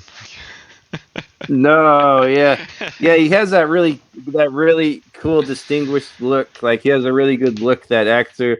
I know Terrence Young cast him in a lot of movies. That his name is Anthony Dawson, and I know he even posed as Blofeld's hand in From Russia with Love. Like he was the actor playing Blofeld. Okay. But I know he shows up. He shows up in a lot of Terrence Young movies. That's very cool. Guy, and I thought he was. I thought his demise was cool. It was a really brutal scene, like Bond shooting him in cold blood. Yes, I wanted to talk about that scene specifically, but before Yeah. that, the scene Yeah. where he goes to see Doctor No, and um, Ken Adams Yeah. made that awesome skylight for that sequence Yes. for the first Yes. time we see inside the lair, and Mm-hmm. it's so sinister. It's so simple yet so Mm-hmm. sinister with the one chair in the corner. You don't see Doctor No at all. I think the implication is that Yeah. Doctor No isn't even in the room. He's just speaking to him over a microphone, Yes. and Yeah, that's what I always got out of that. Yeah. that's like how protected and secure Doctor No's lair is. Like Yes. he doesn't interface with his minions at all. He Mm-mm. just gives No. commands and they follow them, right? Because they Yeah. know that the consequences of not following them will be dire. So Yes. yeah, really great establishment of both of their characters in that scene, and the cinematography in Yeah. that scene is fantastic with all of the camera work from the low angles up to the skylight and seeing Dent's reactions to what the doctor Yeah. says. Uh, Yes. and that's the other thing too. Like really, Dent had to carry that scene in a way, right? Like entirely himself because the Mm-hmm. camera's on him the whole time. He has to Yes. react to Yeah. everything Doctor No says. So Yes. in a way, he carries the scene for both of them. Then he gets the tarantula and Yeah. he's so afraid of it he holds it away from his body, right? To further establish how dangerous it Okay. is, right? Like to the audience, Okay. like Yeah. Okay. yeah, Let's settle the record right now because I think I've owned a tarantula before, and I know my stepdad had one, and all my mm, friends had tarantulas, and you see them at the pet shops. right. But in the commentary, they're all, "Oh, this dangerous animal with poisonous sac was on Sean Connery, and we had to build the room sideways on the room and put glass against him so it wouldn't get in this dangerous creature. And we actually had poor Bob Simmons had to have this creature on his arm. The one could have killed him in 3 seconds. This terrible creature. So are tarantulas really dangerous, or are they not dangerous? Well, according to Google, which is obviously as good or better than a medical degree, uh, tarantulas tarantulas are not harmful to humans, according to Uh, medicinenet.com.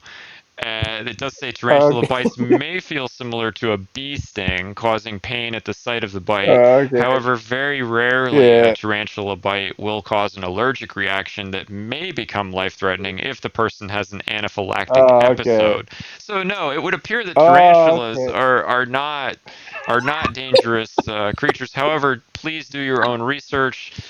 We claim no Okay. Yeah. responsibility for any experimentation you may do with Yeah. tarantula bites in the future.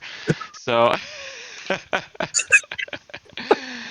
Uh, yeah, but yeah, but I get the point of it, and that it was a cool scene, and it was cool that they were able to do all that because Sean's deathly afraid of.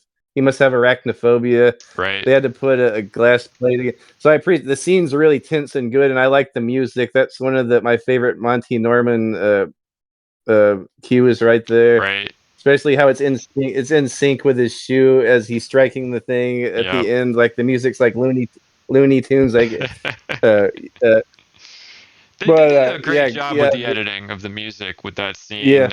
yeah. Peter Hunt talked about that, how they shot the scene, I believe, and then they Hmm. did the music specifically to sync up with Yes, Bond hitting the spider. yeah, yeah. Oh yeah, yeah. Monty Norman was talking about that. Yeah, he was. I think he was talking. He was really pleased with that piece too because it was kind of scary. Most of the rest of his score wasn't super scary like that. Right. And It then definitely stood out yeah, but in the more than the rest of the yeah, score, right? I think that's we were talking about the music a yeah. little bit at the beginning. I think that's Hmm. maybe one would argue, is it better to have a score that doesn't distract you from the film, the action on screen, or Yeah, is it better to have a score that does distract you, right? From or does yeah, there's a fine line to walk probably for composing a film score yeah. between adding atmosphere to whatever's going on in a scene versus distracting the viewer from the scene if it becomes overwhelming or too good. Yeah.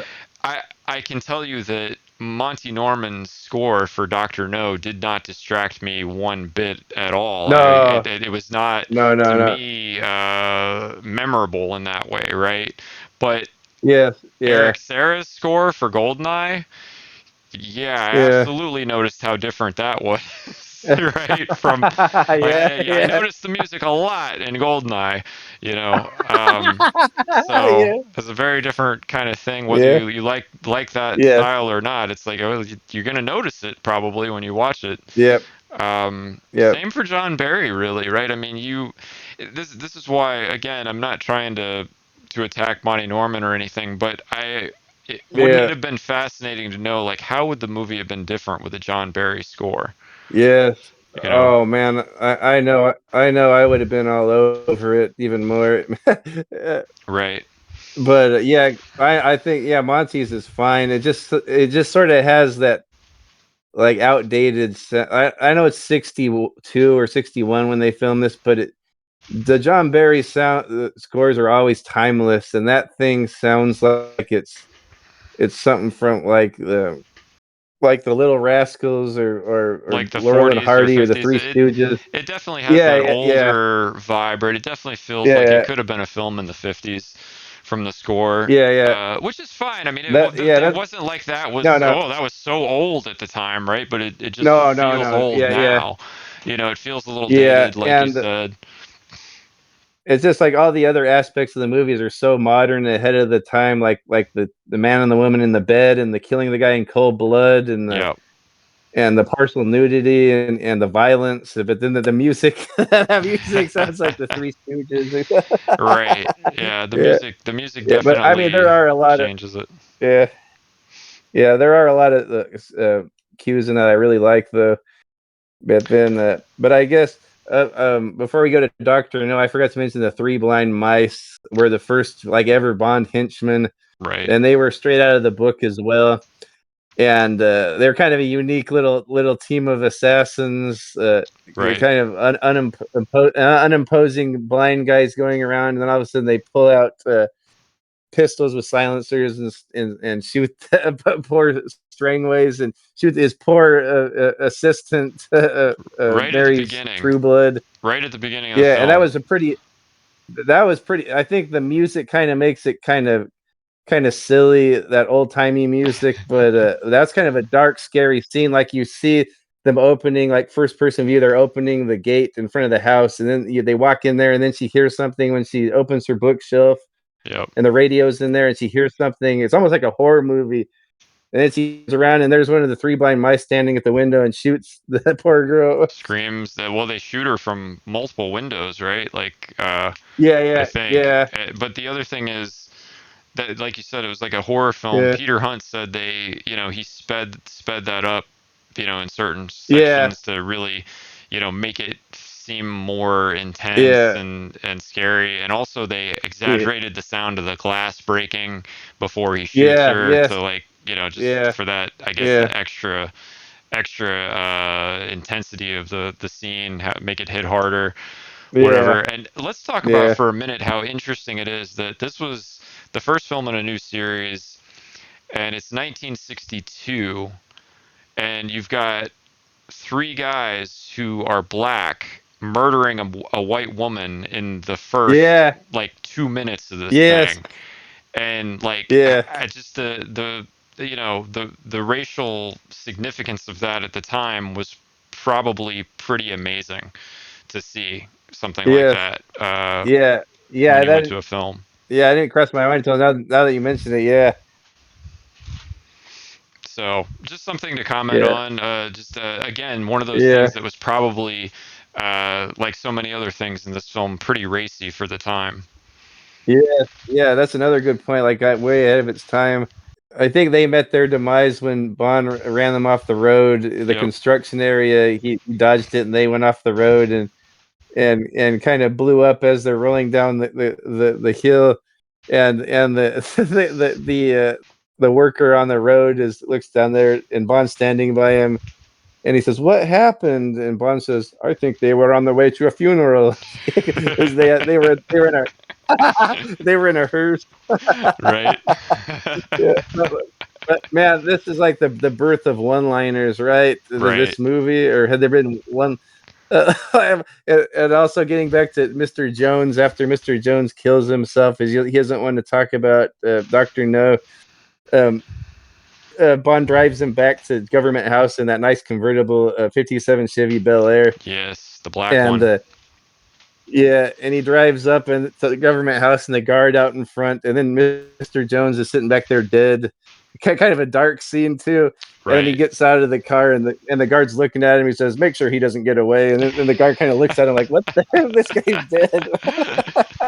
That was hilarious. Yeah, Well, in the '57 yeah, Chevy, easily yeah. the nicest car in the film, I'd say. Oh heck yeah, Certainly stood out yes. the most iconic. It's actually, yeah. So I guess a '57 Chevy would be the first car we ever saw Bond in, huh? Right?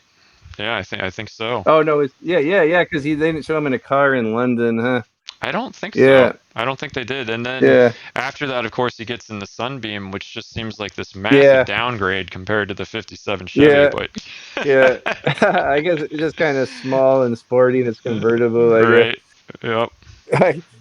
But we're putting it off too long. We're going to talk about the man now, Doctor No. I think we talked about it a little bit before, but what do you think of the main villain, Doctor No? What an interesting first villain, right? And the fact Hmm. that this guy has so much confidence, Yeah, it's like just leaking out of his ears, right? Like how confident he yeah, is in his plot and his yeah, plan. Clearly he views Bond as nothing more than this little bug. Basically, it's like a yeah, toy. Bond is like a toy to yeah, him that he's just yeah. playing And he with kind of, before he, finishes the plan. yeah, and usually he breaks all of his toys, but he's has a little bit of interest in that toy. Like, maybe I'll keep this toy around a little longer Yeah, before well, he I thinks that he break it. could. He Yeah, thinks he may be able to turn yeah, Bond into a Spectre agent, yeah, right? That's the only yeah, reason he leaves yes, Bond and Honey alive, as long as he does. yeah, So, yeah. and Bond plays along with it for a I'm, minute until he breaks character yeah, because, they're threatening to. He yeah, basically says that his goons are yeah, gonna yeah, rape Honey, right? And he breaks yeah, character there and throws it off, and yeah, then Doctor No's like, "Oh, I was mistaken. You're nothing but a stupid policeman." You yeah, know. yeah. Well, if I do, yeah, if I do join, I'll take over the revenge department, and my first job will be to take care of the man who killed Strangways and Coral. I misunderstood you, Mr. Bond. You are nothing more than a stupid policeman. Yep. So that was, but it's so interesting, right? That they Yeah, tried to recruit Bond before he became yeah, their greatest enemy. yeah, So yeah. That was yeah, cool, the lair and really also cool. Look. underwater. Oh yes, yes. The Peter Hunt or no, Ken Adams did the amazing job on the set, right, for Doctor Oh No's yes, underwater his living space, and yes, the fish in the bottom, making it look like the fish were huge because of that mirror yeah, effect. Was so yeah, cool, and yeah. I really love set it. the standard for the future layers of the villains, right? They had to be Yeah, these very yes, ostentatious, ridiculously expensive sorts of places, right? yeah. Yes, and with the villain himself, the Nehru jacket he wore, like most villains since then have worn that, and he has like a physical abnormality, which was common with Fleming villains. Like, there's always something weird or different about the villains. He had the metal hands in that, uh, and he's half German, half Chinese, right? Right, I believe so. And he had the prosthetics on. I don't know if you could get away with something like that anymore, but at the time I remember thinking maybe Miss Taro looked kind of off, and Hmm. maybe Annabelle, but I always thought Doctor No, the prosthetics. It didn't look like crappy like Charlie Chan. Like that guy kind of looked like he could pull off like half Asian, half German. Oh yeah. Or what do you think about his look? Yeah. No, I thought the look was Yeah. perfect. It was super Yeah. sinister, Yeah. cold and calculating, and the Yeah. whole combination with the prosthetics and the way that they tried to change his features to look a little more Asian. I think that Yeah. they absolutely pulled it off, and I'm sure, like you said, it would be a big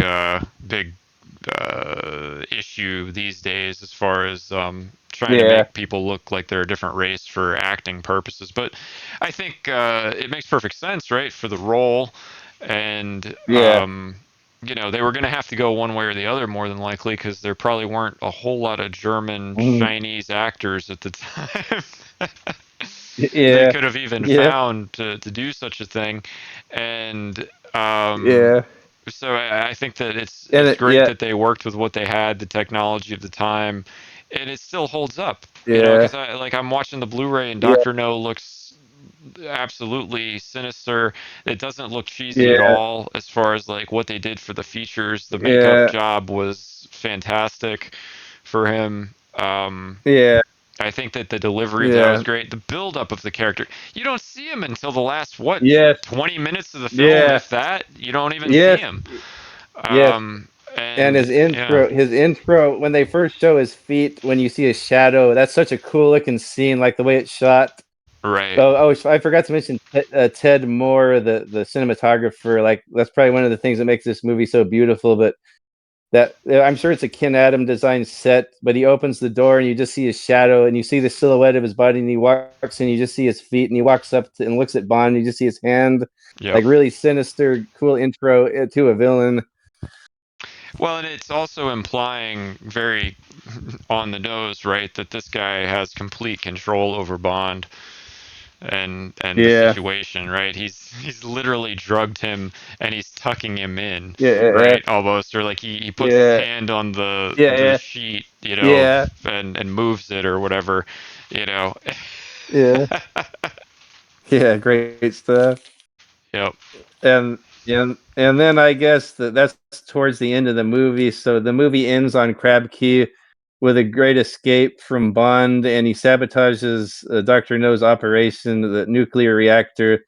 They're trying to disrupt the launch of a rocket or a ship, and the laboratory's down there. Doctor No's giving orders. Bond kills a guard and puts on the radiation suit, sneaks in there, messes up the whole generation, like overloads the reactor or something. I don't understand how all that works, but everyone it ends up evacuating. The place is going into meltdown, and Doctor No has a fight scene with Bond, and there's a huge escape scene, and that pretty much ends it right there. What do you think of the ending of this movie? I mean, it's the right from the beginning. It's the Austin Powers. All my movies end this way, baby. Right? Yeah. Set up. Yes. Bond, of course, foils the villain, destroys the base, escapes with the beautiful woman, Saves the and girl. yeah, saves the Yeah. girl, escapes with the beautiful woman, and takes Hmm. his sweet time getting rescued. Right? Yeah. Yes. I love it. Yeah. I'm sure the first maybe half dozen Bond movies ended out in the ocean or somewhere. Or the Goldfinger, he was in the wilderness, or like, but most of the Right. other ones, he was out with the woman in the ocean, Yep. and they end up in the little boat in the ocean. And Felix Leiter is like, oh, this guy, like this guy and his women. Right. Yeah, yeah, But yeah, I mean, it and again, that, it established so much of the what was to come yeah, in the series. You can't take anything yeah, away from it. yes, I know we talked a little bit. It would have mhm, been interesting to have the John Barry score for the film yeah, instead of Monty Norman. I do wonder what that would have been like. But yeah, we do have that very cool effect that the fact that all week since I've watched this film, I watched the film, about a week ago, and I watched the director's uh, commentary, all the yeah, extras throughout the week to prepare for this, uh, and all I've been able to think about since I saw the film was, oh my God, I can't wait to see From Russia with Love. Oh Yeah, yeah, in this Blu-ray set, it's gonna yeah, be amazing because that you know how that starts with the Barry song right yes, from the beginning. yeah, You know, after the yes. opening sequence. I mean, it's just gonna hit so hard after this Oh Sleepy man, Monty Norman yeah, yeah, soundtrack. I know yes. it. Oh yeah. Oh, you don't go there. I thought you weren't going to go there. No. But yeah. So that being said, after watching this, your most recent viewing, has your opinion of the movie changed, or do you like it the same, or you like it less, or you like it more? Yeah, Oh, okay, cool. Yes. I definitely like it more. There's no way I couldn't. Like I said, just the. But you know, I'm gonna. Yeah. As great as the movie was to establish the character and sort of like set up Yeah. everything that was to come later, and be done in a more Yeah. refined way, I am gonna give complete credit Mhm. for that to the team that did the restoration of the film negatives for this 4K Blu-ray. Oh, cool. You know, Yeah. all the stuff they did to update the film, Yeah. because I'm honest here. Like they made that movie look like it was just shot. It is beautiful. Wow. The restoration job that those people did. So if by chance this ever, anyone ever, listens to this who worked on it, thank you so much for what you did. From a lifelong Yeah. fan, that was just Mhm. amazing work. Yes, I can't wait to watch that. I know I probably should move on to From Russia with Love now, but you have me really hyped about that. I bought that set, but I think maybe I haven't watched any Bond movies in a couple of years since my surgery. Like I wanted to save it for something special like this, and I don't know why I didn't bust out uh, the Blu-ray. I had a beater copy of Doctor No. I was going to capture footage from on my Right? computer, so I just watched it with that. But I can't wait from all this hype you're talking about the Blu-ray. I can't wait to look at Wow. these Blu-rays. Yeah, it's Yeah, you're gonna notice, yeah, like, if all you've seen is the DVDs hmm or the VHSs in the hmm past, like you're gonna notice the yeah, difference. I promise you. yeah. Oh heck yeah. Yeah. Yeah, but as far as just from watching it on DVD, I think this is the movie like I said, that I always sort of like placed in the middle. Like it wasn't one of my favorites, but it certainly wasn't like on the bottom. But I think the more I watch it, though, the more it creeps up to the top. Especially this viewing, like I know it's not the most fast paced, most action, and it's kind of slower, but I think it is a really good pace for the movie. I don't know if it's because of the editing, and it's a beautiful movie to look at, the scenery, the sets that are built, and the good villain, multiple hot women. I don't know if it'll break my top five, but I'm thinking it might be in my top 10. Wow. Yeah, it's definitely I hesitate to even estimate a ranking, right? Because Yeah, I'm really curious how these others are going to be on this set yeah, now. I yeah, because even this one, I definitely feel better about than the last time I'd seen it. It's been a long time since I'd seen it, but just yeah, to yeah, again give you perspective of what this was like.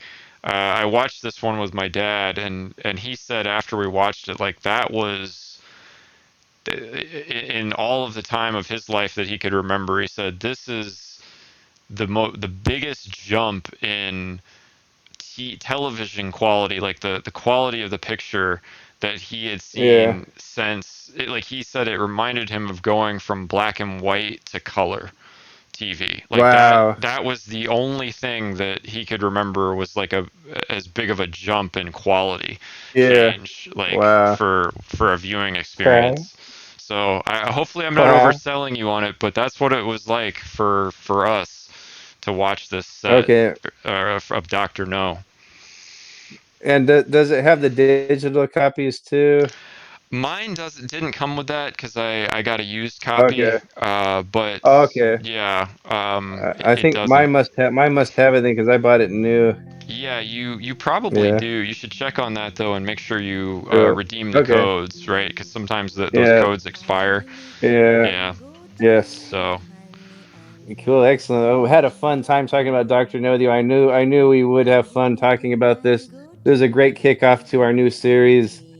Yeah, great watching this movie. Great to see Sean Connery for the first time. Great to see the great directing from Terrence Young, the great sets from Ken Adam, our favorite score from Monty Norman here, and Peter Hunt's fast-paced, great editing, Right. the Ted Moore cinematography, writing, Richard Maybaum and Joanna Harwood, great writing, great Yep. stuff. So yeah, always pleasure to watch Doctor No, especially when I get to talk to about Doctor No with one of my buddies here that's also a Bond fanatic. So I guess we'll wrap Absolutely. it up now. But before we go, you have anything to say to the viewers? I just want to say thanks to everyone who's been watching the show and listening to the show. We really appreciate it. We're having a lot of fun making it. And if you have any comments or ideas for future episodes or things you'd like us to cover, please leave them below. We'd love to hear from you. We love talking to you. It's great to have that to look at during the week when we're working on the editing or ideas for new episodes. So thank you for your support. Please like and share with your friends if you'd like to. We definitely would appreciate it. And everybody have a great day. Yes, thanks. Everything that Wub says, I totally agree with. Appreciate everything. If you want to come on yourself, if you think you're a bigger Bond fanatic than me and Wubs, come on here and prove it. And even if you're not, we want you to come on and talk about Bond movies with us. So Yes. thanks again. Thank you, Wubs.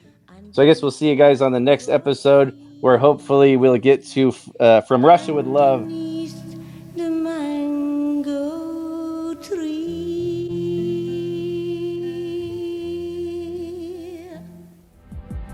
Well done, boys.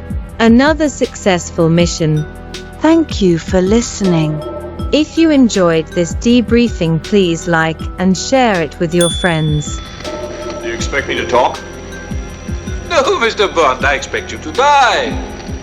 Stay where you